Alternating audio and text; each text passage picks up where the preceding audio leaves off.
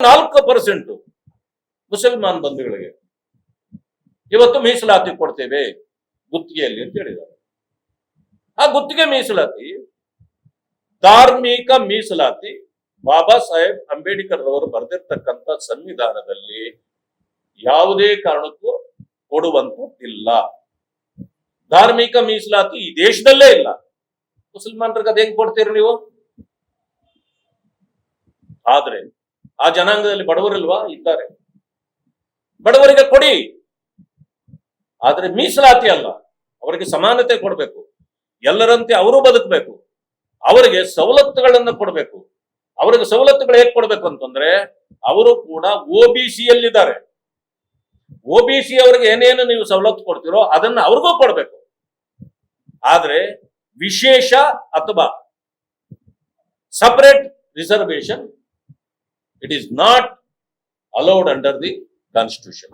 ಮಾನ್ಯ DK ಶಿವಕುಮಾರ್ ಮೊನ್ನೆ ಹೇಳ್ತಾರೆ ಒಂದು ಇಂಟರ್ವ್ಯೂನಲ್ಲಿ, ಅವರಿಗೆ ನಾವು ಈಗಾಗಲೇ ಮಾತು ಕೊಟ್ಟಿದ್ದೇವೆ, ಅದರಿಂದಾಗಿ ಹೇಗಾದ್ರೂ ಕೊಡ್ಲೇಬೇಕು, ಅಂತ ಪರಿಸ್ಥಿತಿ ಬಂದ್ರೆ ನಾವು ಸಂವಿಧಾನವನ್ನು ಬದಲಿಸಿ ಕೊಡ್ತೇವೆ ಅನ್ನೋ ಮಾತನ್ನು ಹೇಳಿದ್ದಾರೆ.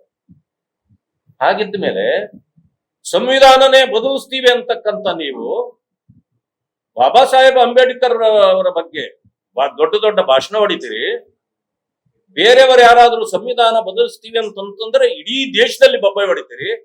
ಈಗ ನೀವೇ ಹೇಳ್ತೀರಲ್ಲ ಬಾಬಾ ಸಾಹೇಬರ ಸಂವಿಧಾನವನ್ನು ಬದಲಿಸ್ತೀವಿ ಅಂತ. ನಿಮಗೀಗ ಅಧಿಕಾರದಲ್ಲಿ ಮುಂದುವರಿಯತಕ್ಕಂಥ ಯಾವ ನೈತಿಕತೆ ಇದೆ?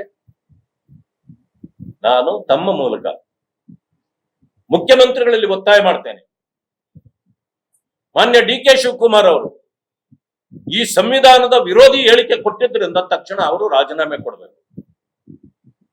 ಒಂದು ಸಮಯ ಅದನ್ನು ಅವರು ಡಿಪೆಂಡ್ ಮಾಡ್ತಾ ಮುಂದುವರಿಯೋದೇ ಆದ್ರೆ ಮಾನ್ಯ ಮುಖ್ಯಮಂತ್ರಿಗಳಾಗಿರ್ತಕ್ಕಂಥ ಸಿದ್ದರಾಮಯ್ಯನವರು ತಕ್ಷಣ ಅವರನ್ನ ಸಂಪುಟದಿಂದ ವಜಾ ಮಾಡಬೇಕು ಅಂತೇಳಿ ತಮ್ಮ ಮೂಲಕ ನಾನು ಅವರನ್ನು ಆಗ್ರಹ ಪಡಿಸ್ತೇನೆ.